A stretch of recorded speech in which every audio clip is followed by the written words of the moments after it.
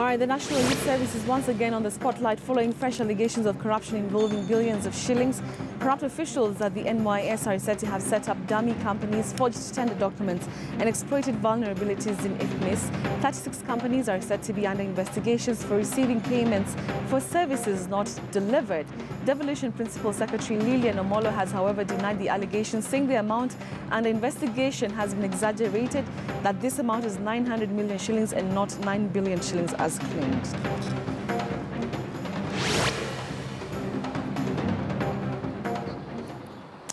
So that's our top story this morning. And of course, from the comments that I'm getting, Kenyans are indeed an angry lot, at least the ones who are reacting here, talking about this corruption menace.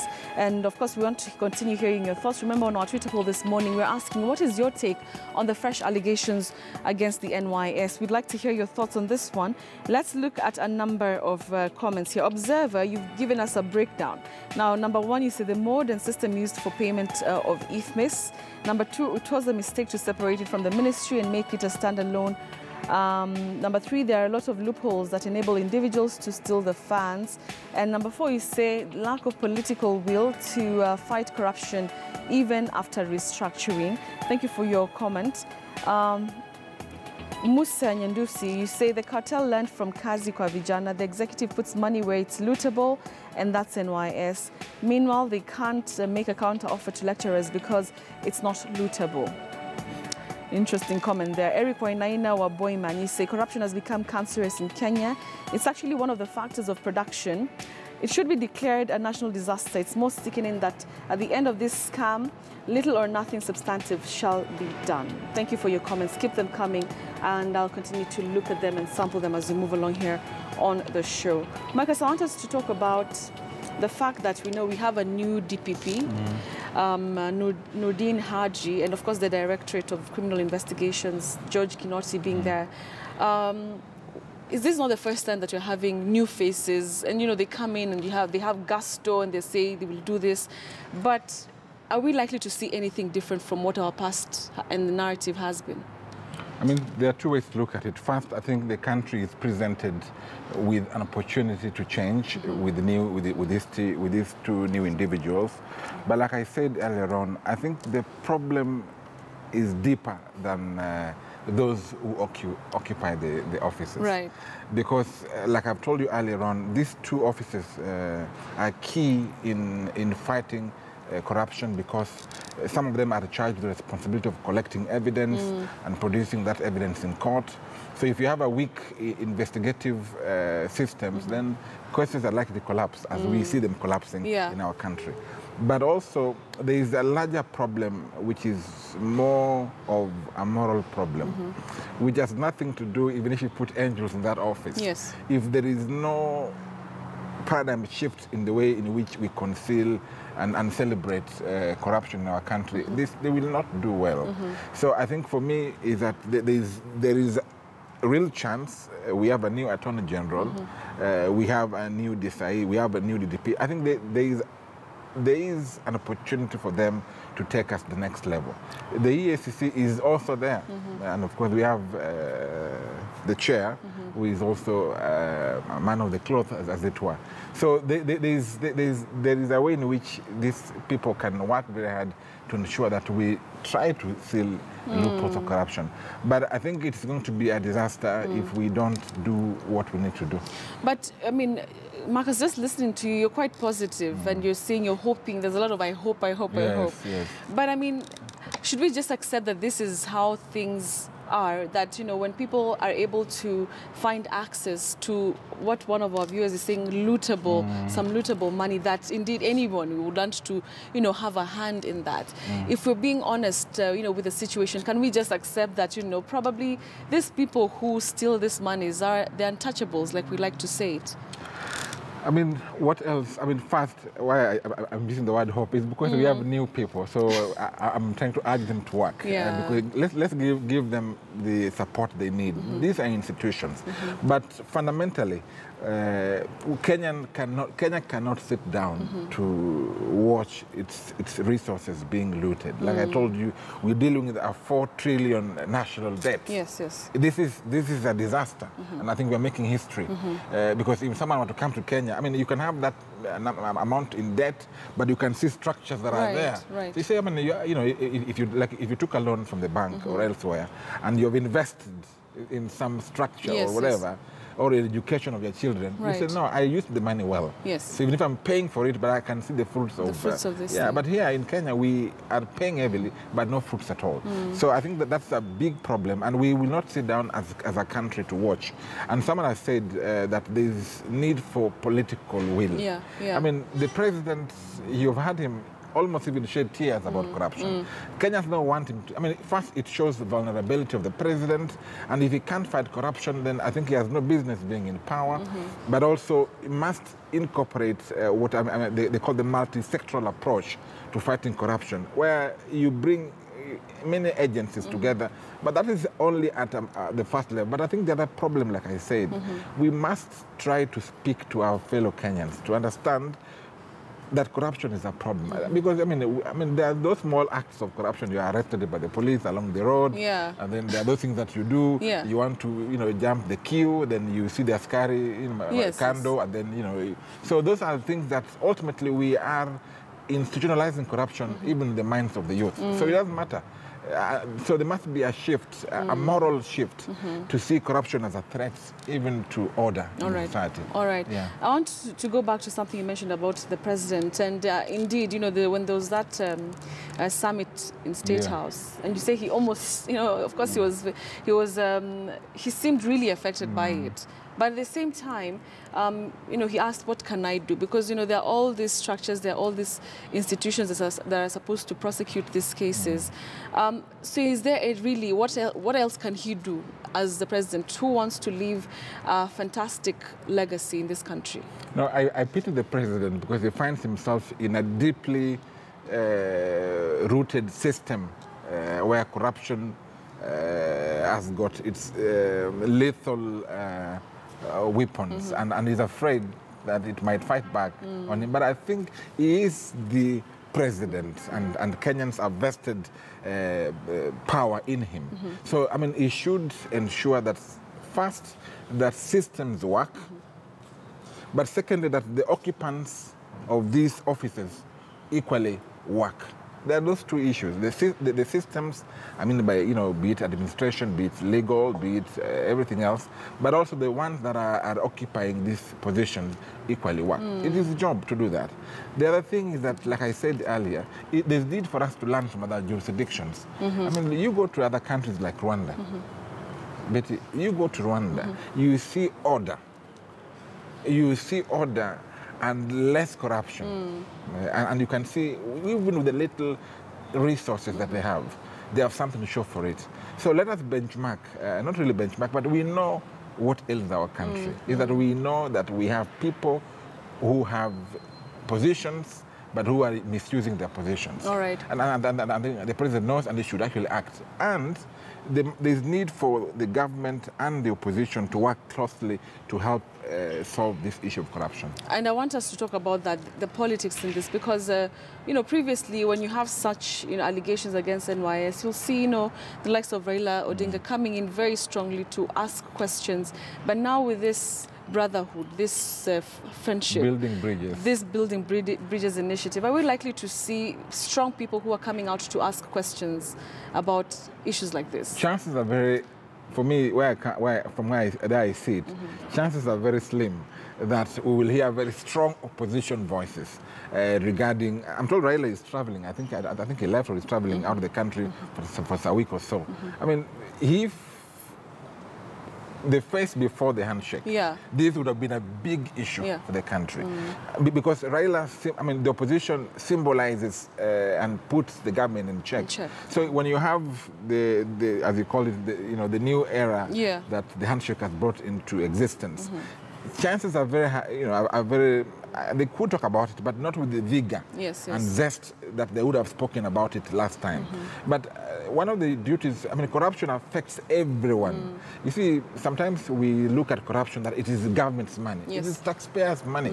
It is taxpayers. It is your money that is being looted and make someone rich somewhere else. So Kenyans must stand and say, no, you are stealing our money. And you can say my money because I pay taxes. You pay, pay taxes. So these are thieves, really. These are thieves. And if in your house, if you have someone who stays with you, or someone you've given responsibility to work for you, steals from you, what do you usually do? You either take them to court or you let them go. And I think Kenyans must let these thieves go. But do you think they will also, because, you know, there are critics who say that even Kenyans have to blame, because some of these people who have been mentioned, you know, in these corruption cases are even elected into office. So do we really even care about ourselves? We don't. Like I said, it's a moral problem. This is the only country where someone is involved in over 700 million, is it billion? 791, yeah. Million shillings. Yeah. And still, you know, you are mentioned heavily, and still you run around in serious protection, and nothing happens. In other countries, you can't go anywhere. You can't. I mean, your political involvement is finished. By mere mention of your name. That you are part of that system or you collaborated.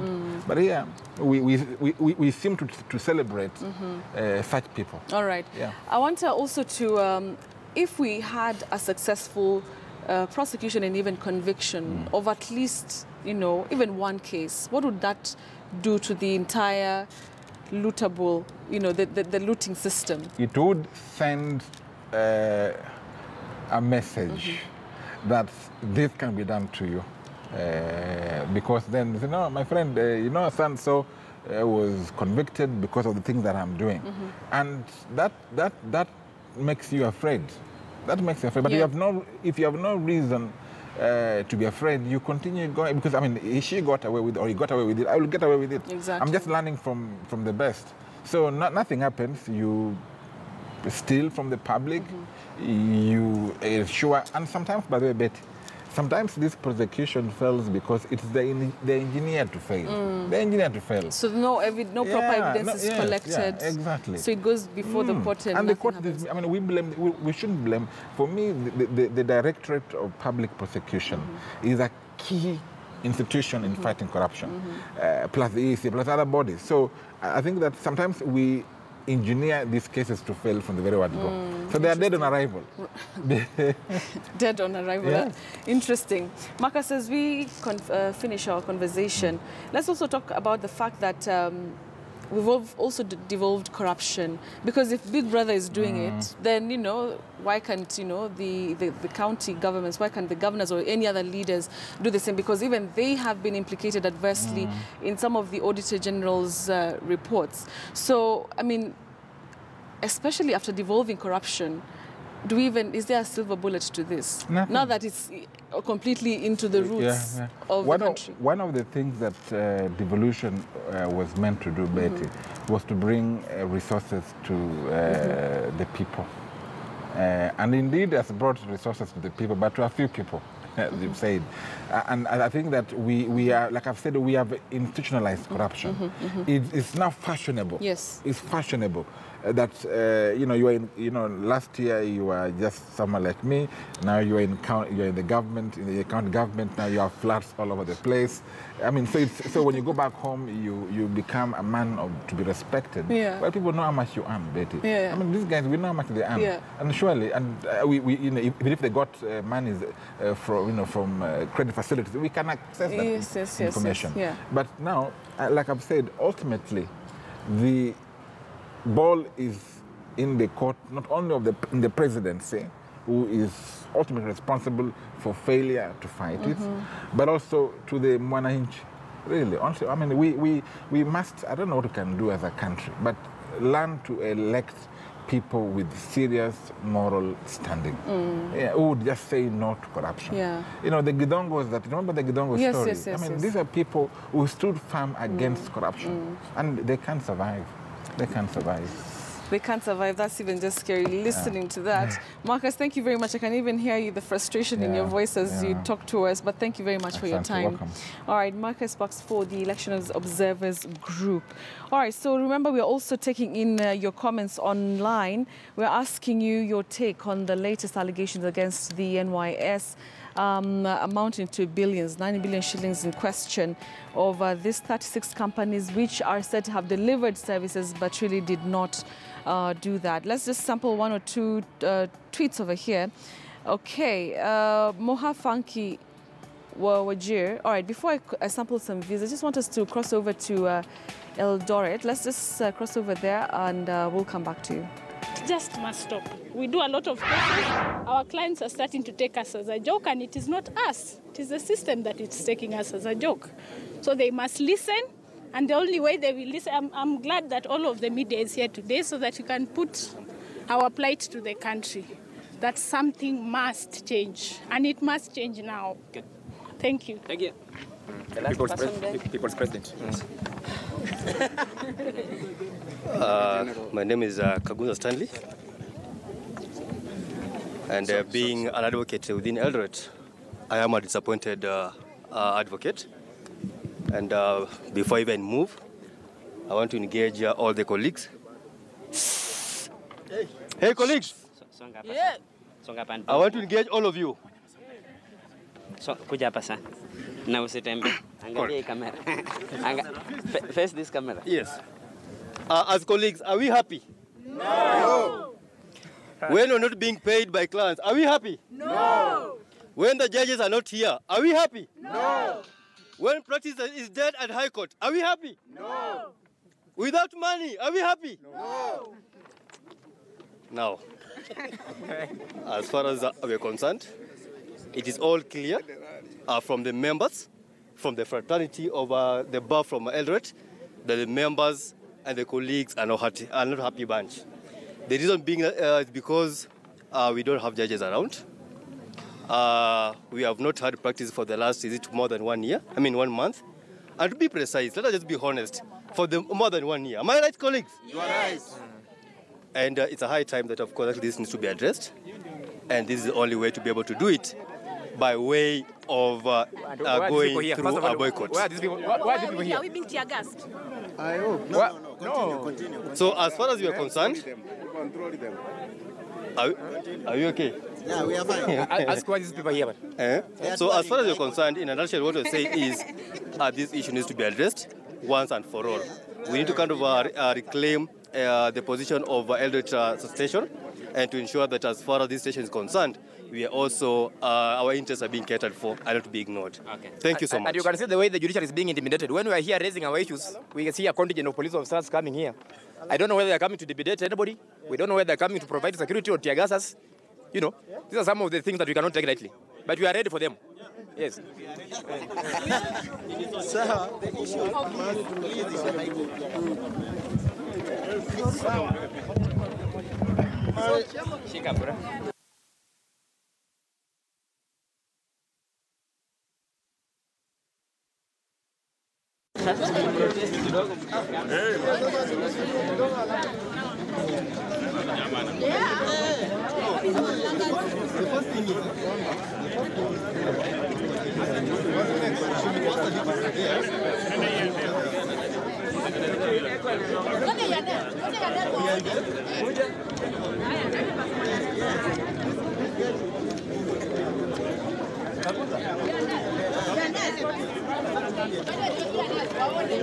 So those are lawyers in Eldoret who are at this moment holding demos in the town, and of course they are decrying the shortage of judges among other challenges. We'll get the latest on that in a few moments. But for now, though, we want to take a break. I had promised to sample one or two tweets over here. Let me just sample. Moha Funky, you say, is it that we're losing moral values, patriotic out of ignorance, very sad years in, year out, embezzlement everywhere, reduced equal justice, there's no employment, food for all. All right. you're just asking for solutions for all the problems really affecting Kenyans. Korir Lenny, you say looting Kenyan money has become a normal business. I think MPs should make a law if looting. If you loot, jail term is death. Okay. On Derry Magara, you say, is there an agency of the government of Kenya that is or has ever been successful in nearly 54 years of independence? Can't remember one. Okay, Musa Nyandusi, you say, now that Raila is building bridges, then looks like Kenya will be looted clean. Over 600,000 university students have been at home for 75 days. It does make sense to pay attention to lecturers' strike because they do not offer, it doesn't actually make sense for attention to be paid to lecturers because there's no opportunity for looting. Thank you for your comments. We'll continue to sample them in a few minutes. But for now, though, we want to take a short commercial break. Let's just show you the traffic situation in the city center, and that is Kenyatta Avenue. We are seeing a smooth flow of traffic. Actually, if you're leaving home right now, you probably have a very good drive to work or anywhere you're going. Seems like there is some smooth flow of traffic there. Let's take a break. We'll be back in a few minutes.